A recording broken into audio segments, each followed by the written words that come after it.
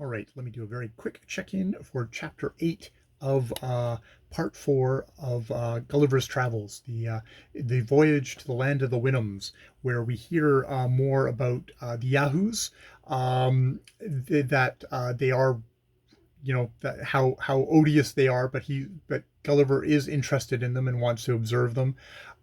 He examines one of the babies, which sounds like it pisses on him and smells between a fox and a weasel, smells horrible, and a lot of the older ones came running at it, but he let it go, and he had the sorrel nag, the servant, trusty loyal servant, to kind of be his minder and protector.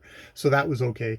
Had another instance where he actually, no, because he had gotten pissed on, he had gone down to the water, stripped off all his clothes, and was going to wash himself in the water. And the sorrel nag had stepped off to a little distance, at which point a female Yahoo came running at him and grasped him in a most fulsomely kind of erotic manner. And it's only the sorrel nag kind of coming and driving it off that got it off. And it's like, yes, he is biologically, they seem to be very matched, and indeed the female seemed to be very interested in him. And this was a Yahoo of like maybe about 11 years old, so equally gross. But I guess if yeah, it probably in animal terms it has gone into heat or something like gross like that. He also makes the note that the redheaded redhead yahoos are especially horny and especially kind of quarrelsome, which I don't know if that is a thing, a dig at the Irish in general, because I think they have a high quantity of redheads, or just kind of anti-redheadness in general. But that does seem to be a common thing of like being a redhead is often you're seen to be more inflamed passions with all that red hair.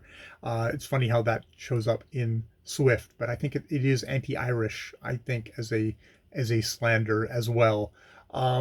So yes, fiery redheads, of whichever sex. We also go into how the Wyndham Society is organized. They raise their children without passion, but just out of dictates of reason. Everything is reason. Like, they don't know the idea. That was the first thing, is they don't know anything of the idea of a dispute or an opinion. It's like, no, you only state stuff that is true, and therefore there wouldn't be any debate. And they couldn't really get the kind of the idea of that stuff, which is an interesting thought. But like, in a scientific society of testing out different theses to explain stuff, you'd think you would have some sort of stuff of, I'm testing this thesis, and someone would come up with a counter theses and stuff like that. At least that's our modern idea of science. This is Swift at the beginning of science kind of coming up, so it's probably slightly different. And it's just kind of a futurist or a utopian kind of thought experiment there. Yeah, so we have that. But yeah, they raise their children without passion. They mate for life. They produce 2 offspring. That is all, and then they just stop because they're not subject to the lusts of yahoos or humans. Um, and they also don't want to overrun the population. Though they notes that servants, who are less bred for being comely and strong, are allowed to have three I think it's three foals, because they're supplying servants to their masters. So there definitely is a hierarchy in this system, even though it does say, like, you could go anywhere and you would be treated equally as well everywhere. There's no such thing as a strange Wyndham in the thing. Everyone is treated properly, whether it's your close neighbor or partner, or if it's some strange Wyndham who comes through. All are treated properly. Indeed, if a family has 2 females, they'll swap a male with a family that's had 2 males. So there's preference that way. If one of their foals dies, then they would actually have another foal. If they weren't unable to have a foal, one of the other families would give it to them, and then they would create another foal. So it's very kind of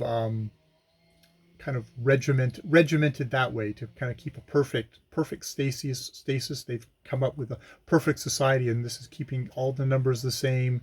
all that the same. So it's like, okay, that is interesting. And they also have councils, where they they have festivals, but they also every fourth year they have a representative council of the whole nation, which meets about in a plane about 20 miles from our house because he's really identifying with his master now.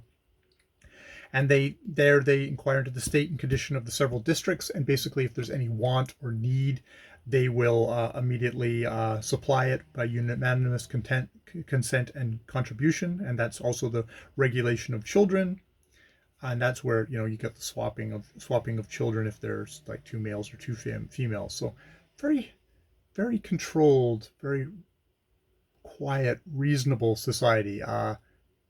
Interesting, interesting. It's always one of those things about utopias. When one person's utopia is another person's dystopia, and it's like it's not necessarily super great. I mean, I guess maybe that's coming as a irrational, brutal, disgusting Yahoo that I'm like, oh, I don't know how I feel about all that. But yeah, okay. So that is chapter 8 of Gulliver's Travels. More videos later.